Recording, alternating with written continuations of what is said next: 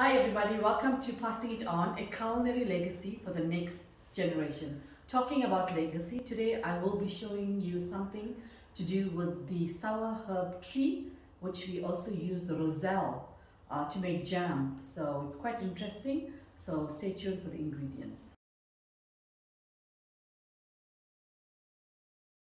Okay, so now for the ingredients. As you can see, I have a little stem that I've just plucked from my garden, and this is actually called a Rosella seedling. Now, the interesting fact about this is many of us know the plant. You can see many of it is here. That herbs we use for the sourdough herbs. I know many of us do that at home, right? So today I am actually using the seed, which is called the Rosella seed. It's part of the Hibiscus family, to show you how to make jam. Okay, so as you can see, this is how the pod looks, and I have a bit of sugar and lemon. Okay, so now I'm going to show you how to actually clean up this one, right? So I'm going to cut the base off. Okay, as you can see, you have to take this out. Now, this is called a Calyx, right? This is what we're going to use to make the jam. So I'm going to put that in another container. So this pod, we will need the pectin from this, because I need the jam to set. And this, the water from this, I'll show you later the method, does that. Okay, so I'm just going to show you another one. You can see it's nice, rich in color. In fact, by the time you do about, for the jam, I think you need about, say, 30 to 40 of these little seedlings. And by the time you finish cleaning it, it's actually, your fingers are like red. But yesterday I've done a batch. So this is basically how you clean them.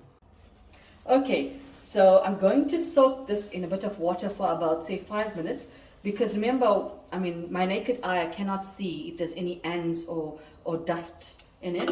So we just want the dust to come onto the top of the water.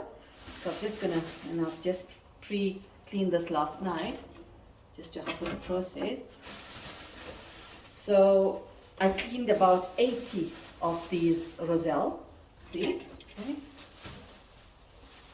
So I'm just going to open some water.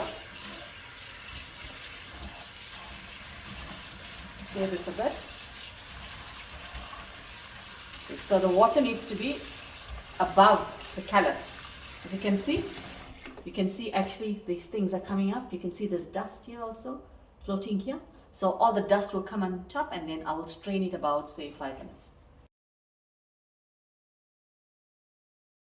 So guys, for the jam, now these are the seed pods that needs to be boiled, because I need the water for the jam. I need the pectin out of the seed pods. Now the pectin is an ingredient that actually binds the jam together and gives you that jelly look. Okay, so we're going to let this boil for about 20 minutes. As you can see, the pectin, the liquid is a bit slimy, so which means it has pectin in it. So that is what we're going to use now for the Calyx. Okay, we're going to basically discard this. I'm going to use it as fertilizer in the garden, and then we're going to use the water. So as you can see, the pectin water I'm going to use now, I've got a mug, right? I'll tell you the reason why I'm putting this into the mug. So I'm going to put my Calyx here, right? I'm doing a measurement to see the sugar, the amount of sugar that I need to use, because for every cup you need to add a cup of sugar to that, right? So that's 1.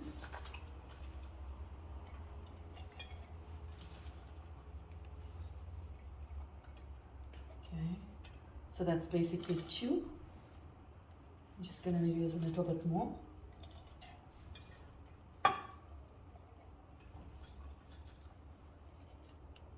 So that's 3 cups of Calyx. Okay, so we're going to just stir that.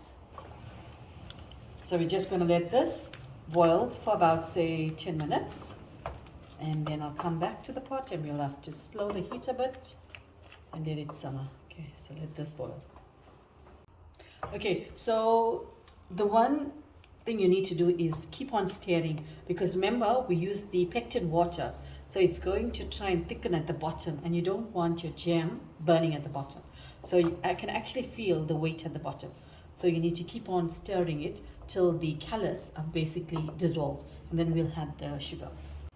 As you can see, the Rosella seedlings are actually dissolved, so there's just a little bit of it, and I like it chunky.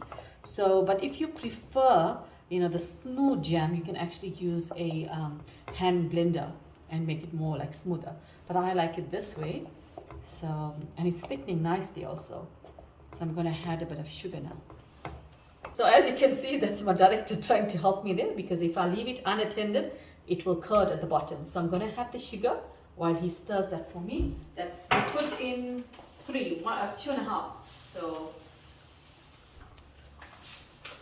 that's another one.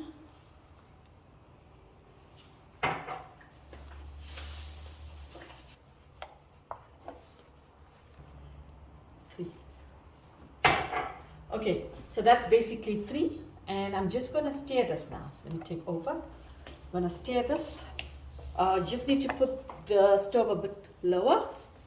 Alright, we're just going to stir now because the sugar is already in it. And I'll add a bit of lemon juice shortly. So I'm going to add half a lemon juice. This is fresh lemon juice, right? This helps also to make the jam more like jellyish, okay? So guys, this bowl, before I started preparation, I put it into the fridge. So it's actually cold, right? So now for you to actually check if your jam is getting a bit jelly, right? You just need to take some and you need to press it in there, right? Just put it into your pan, okay? Sorry, not pan, into your bowl, okay? And then you need to feel the blobbiness. You'll feel it. You'll feel it. Then you know that your jelly is taking shape. Sorry, not jelly. Your jam is taking shape. Okay? So you can see it's actually sticking on my finger. So which means it's taking shape. So we're just going to stir this again on low heat. As you can see, the jam is now ready. It's nice and thick, as you can see. So this is ready. I'm going to show you how to use this.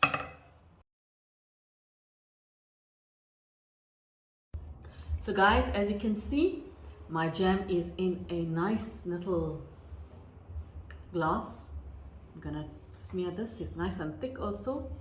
You can have a bit of butter to this. Okay, this is like a normal jam, eh? It's nice and thick also. It looks lovely. The color, the texture, absolutely gorgeous.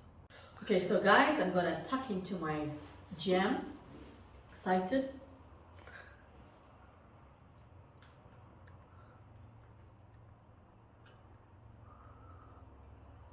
Quite tasty. In fact, it's got a taste of cranberry jam, similar to that. Quite nice, guys. I'm so impressed with my jam. Can actually make my own jam now. So guys, give it a try. So guys, from my kitchen to your kitchen, I wish you a week of total happiness. Remember, there is always hope through every situation that you're going through. Have faith and God bless.